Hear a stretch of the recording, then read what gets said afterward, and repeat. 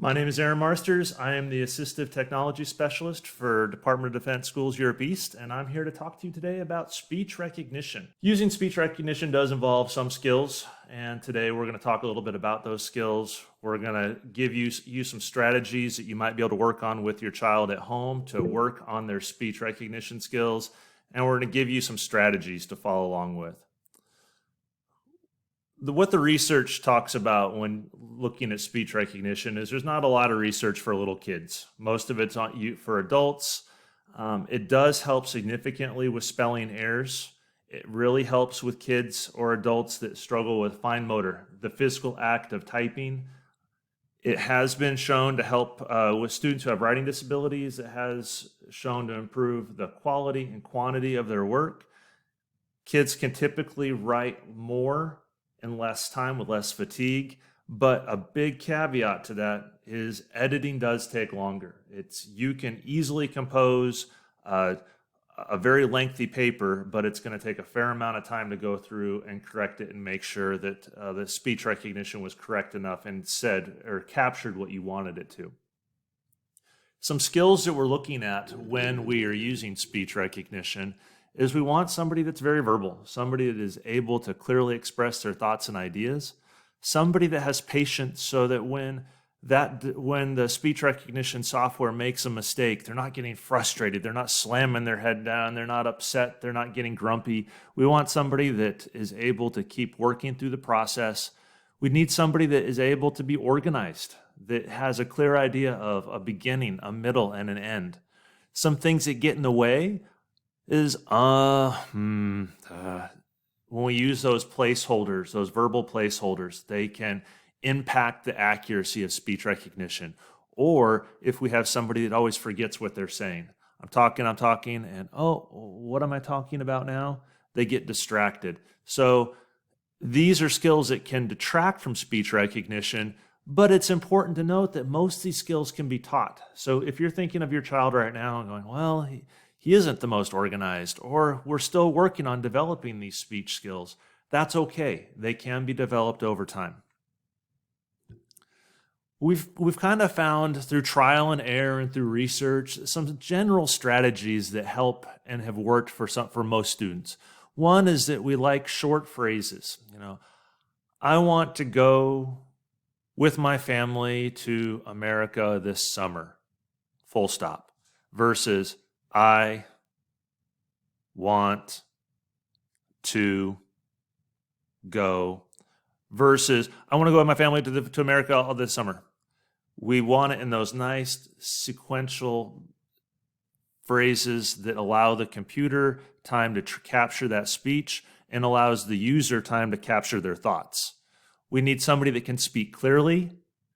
We need somebody that can speak punctuation. By that means full stop for a period, question mark, exclamation mark. It's okay for kids and adults to still use the keyboard. Sometimes we feel like it's an all or nothing game where I have to use my voice for everything, and then we get frustrated when speech recognition makes a mistake with a proper noun. It'll make a mistake with my last name of Marsters, and I could spend the next 30 minutes saying Marsters, Marsters, Marsters, or I could just fix that one word by using my keyboard. Or maybe it put a period when I wanted it to be a question mark. Oftentimes it's easier just to go back and erase the period and put a question mark.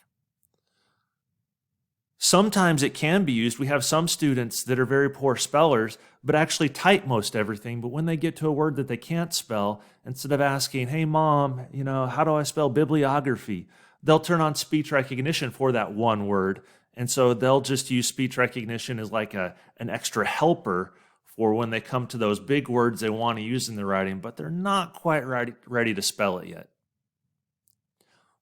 If you can take any tips from today, especially if you use Google speech recognition, is use the term full stop to show the end of a sentence instead of period. Because if I say something, I went to the store, period, Google will actually write the physical word period and not put the dot showing that it's the end of the sentence. So learn this new term, full stop. It will recognize question mark, commas, exclamation mark, but the big one that trips everybody up is transitioning from period to full stop. So that's your big tip for the day. Microphones. Microphones matter when we're looking at speech recognition. I tell most students that are using speech recognition for the first time, it's not even worth trying if you are using just the built-in microphone in your laptop. You're going to get frustrated. The kid's going to be unsuccessful, and it's going to just stress everybody out. If you are using speech recognition and you're really relying on it to get any kind of quality work done, use a quality microphone. And it doesn't have to be fancy. It doesn't have to be a $500 mic, but we're looking for something that's USB. And just there's something called noise canceling microphones, which helps filter out some of the background sound and just makes it a little bit more accurate. And if we're transitioning from a student that might be 70% accurate with a laptop with the built-in microphone to 90 to 95% accuracy with an external microphone, that's a huge jump when we're looking at the student being successful using the tool. Now, sometimes, if you can see my webcam right now, sometimes people use their phones and their iPads and such. That's fine. Use those microphones and see how accurate they are. And if they work for you, great. But if, again, your child is going to be using this a lot, it might be worth looking into some sort of external microphone, even for a tablet device or a phone device. Speech recognition does not work well in noisy environments. So when it could be at home, it could be at school, but if your child is going to use speech recognition, it's most successful. I'm not saying it's impossible, but it's most successful if you have that quiet environment. So think about that when your child is doing these types of assignments. So now we're going to spend a little time looking at some different tools that are available to us. The one that I recommend most often, because it's available to everyone, is actually within Google Docs. There is speech recognition within Google Docs, so any kid can use it. It's not reliant on being having read and write for Google or being on an IEP or any kind of special factor. It's an everybody tool. You go into the tools, a drop down will come down for voice typing. You'll then be asked to enable your microphone. You touch the microphone, it turns red, you start talking. This speech feature also works within the notes section of Google Slides. So if your child's doing a lot of Google Slides presentations, they can use voice recognition to make the text and the notes area, and then they copy and paste it into the actual slide, and they can change the font size around and all that. But this is the one that's available for everyone. Another thing I like to point out is within just the Google search bar on the computer, there's this microphone. And you can do keyword searches, you can have Google set timers. There's a lot that you can do with voice commands within the Chrome web browser. So for some students, that just need help spelling a single word. They need help with a basic math problem, with asking, what's the temperature out? They can use the search function to help in that way. If you have an iOS device, by going into your settings and going into your keyboard settings, you can enable dictation. And within dictation, you then have this microphone button on your keyboard. And so oftentimes parents will say, like, what should we try? What should we try? Well, most of us have these powerful devices in terms of tablets, in terms of phones, just on us all the time. Try it out. Open up a Google Doc on your iPhone. Open up a note on your iPad and enable that dictation. How accurate is it for your child? Is it getting most of the words? Is it making a lot of mistakes? Is your child talking too fast, too slow? This also gives your child a time to practice, and you don't need any special equipment. It's just something you have available. We did have a session earlier today on read and write for Google, but one feature with that is that it enables speech recognition on any website, emails, PDF documents, within Google Classroom, Schoology. So read and write is only for students with special needs within our agency. So this is for students on IEP with reading and writing needs. They have access to this toolbar, and with that, they can use speech recognition on a wide variety of different formats.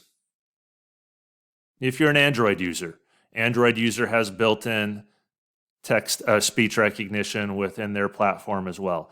So I highly encourage you to use the free feature within Google Chrome. Use the free dictation feature within your iOS, your Android.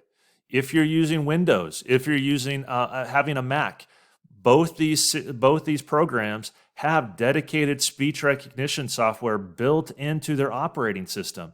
And so on this presentation, I've actually included hyperlinks for directions to using speech recognition within Windows and within Apple. So that is something to look into.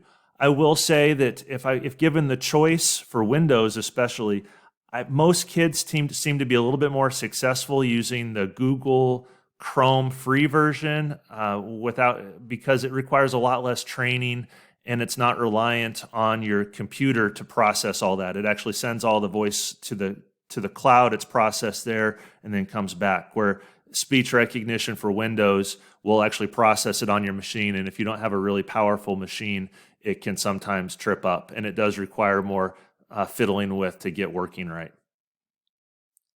So we've talked about the tools. It's available to everyone within using common resources that you have available at your house or within the schools. Now we're going to talk a little bit about strategies. And the strategies that I tend to use most often is this 4-step process called think it, say it, check it, and fix it. So how do we do this? We talk about the students and we say, I want you to really think about your sentence. And we want to think about something simple. Tell them about your house, your pet, something that is easy. We don't want those cognitive resources of your child thinking about, the meaning of life as they're trying to make this new software feature work. So we want something that's concrete, that's basic. We want them to speak clearly. We want them to look over it, so they think about it, they say it, they check it, and then they fix it. And so what I'm going to do now is I'm just actually going to model that for you. And this is what I would like you to do as parents, is you would model this to your child. You would model using speech recognition, and then you're going to give them the opportunity to model speech recognition. And so if we have time tonight, I'm going to model it for you first, and then my daughter is actually going to come over, and she is going to be our student helper tonight. So I start with a simple sentence, how to have fun during quarantine. I'm going to go to my tools. I'm going to go to voice typing. It's gray, so that lets me know it's not active right now. I'm going to think about what I want to say. I'm thinking. My family and I have found many ways to have fun during quarantine. Full stop. I stop it, okay? This is important. Some people just want to keep going and going and going. I'm going to look at this. So I said it, now I'm going to check it. My family and I have found many ways to have fun during quarantine. Okay, it looks good. There was nothing I needed to fix. I'm going to think about my sentence now. Got it in my head? Every night, we go for a walk to stretch our legs and get fresh air. Full stop. So every night we go for a walk to stretch her legs. Now, that's not what I wanted. So if I right-click on that, it's going to say, did you mean the stretcher to stretch our to stretch your? So it actually says, okay, to stretch our legs and get fresh air. So whenever you see these gray lines, if you right-click on them, it's Google's way of saying, did you mean that? We've watched more movies in the last month than we have in the last year! Exclamation point. Okay, so I stop it. I'm gonna read it again. We've watched more movies in the last month than we have in the last year. Okay, so not a lot of corrections. You notice that I stopped each time. I looked it over. What I see as a common error is kids say sentence after sentence after sentence after sentence. And if there's errors that are embedded into that writing, they miss them or they forgot what they were trying to say, and then they get frustrated when they're trying to edit later. So think about each sentence, say it, check it, fix it. So now that was me. That was me modeling as the adult, you as the parent. Now I'm going to have my daughter come over, and she's going to be talking about why dolphins are amazing animals. And what I want you to see here is just how I'm trying to talk to her and engage her in this process of think it, say it, check it, and fix it. So everybody, this is my daughter. I'm going to have her come up. It's important that we look at microphone placement. This is a big microphone, but she might be using something that was smaller, and that she might be wearing a headset. But right now, I make sure the microphone is in good placement for her. I'm going to be telling her, hello. Hi. Here's your picture of a dolphin. I would like you to think of one sentence that tells me why dolphins are amazing animals. And I want you to tell it to me before we hit record. What's your sentence going to be? Dolphins are really smart. Dolphins are really smart. That is a great sentence. So now I'm going to have you go turn on the microphone, and you're going to say it nice and clearly into the mic. Dolphins are really smart. Pause, and we found a mistake in that we didn't have our cursor in the right place. So we're going to cut that. We're going to put it down here. And I would cue her and I'd say, oh, I noticed you did not put punctuation in there. So I would ask, what punctuation should we put using the keyboard? Period. Period. And so as you look at that, as you check it, is it okay? And we already fixed it. We put in the period. So I'm going to ask you, what is another sentence you might say about dolphins? They are mammals that live in the sea. They are mammals that live in the sea. And I like how she added detail to it. Instead of just saying they are mammals that live in the sea. So we want to extend your student's writing, your child's writing, to get that extra idea. So go ahead and clearly say that. They are mammals that live in the sea. Period. And she missed my talk earlier. We don't use the word period when we're using Google. If I could hear from my audience, I wish they would be typing in right now, full stop. They would say full stop. So we'll go ahead and fix that. And again, I would recommend that you'd use the keyboard for that, because that just makes the most sense. All right. Thank you for being our model. I appreciate it. So as you can see, did we have any big corrections? No. No, it was pretty accurate. But we went through each process, think it, say it, check it, fix it, so that we can increase the accuracy. You have a lot of potential for speech recognition. Thank you. All right, back to me now. Got to check our time. All right, we are moving along here. So they do it. The students need to do it. You have your child do it. You model it. You work with them to get them through this process. Okay? You have to explicitly teach how to use speech recognition. What I often recommend for a lot of kids is don't look at the screen when they're talking, because they see the words coming up and it bugs them. They get caught up in what they see on the screen, and then they lose their train of thought. So sometimes I'll even have the screen down, or I'll have look away, or have them look away, so they just get their nice simple sentence out, stop, and then they fix it. So this is often what I'll tell to my students. If you think it before you say it, when you check it, you won't have to fix it. So there's a whole, if we get that thought process, that we have them say it clearly and they check it, there's a whole lot less editing and a whole lot less frustration. And that is my biggest warning to you as parents who are considering speech recognition, is it can be very frustrating for students if they have to make a lot of edits. So I often say if they're not over 85 to 90% accurate, and I'm actually hoping for about 95% accuracy, I typically won't recommend it as a common tool, because it's just too frustrating for them. So troubleshoot it. If you tried Google and it's not working, try Apple. If you have an Android, try Android. If you have Windows on your home computer and you want to try speech recognition on that, we have all these different speech recognition tools. Try them, see what happens. Teach those skills, use different microphones, noisy environments, make sure it's quiet. Teach those strategies, model, walk them through it. They need practice with it. So give them that time to practice. And then developmental norms, what I mean by that is, don't expect a kindergartner or a first grader to be making these beautifully composed sentences with punctuation and all these ideas, and then expect them to read through their work and edit it.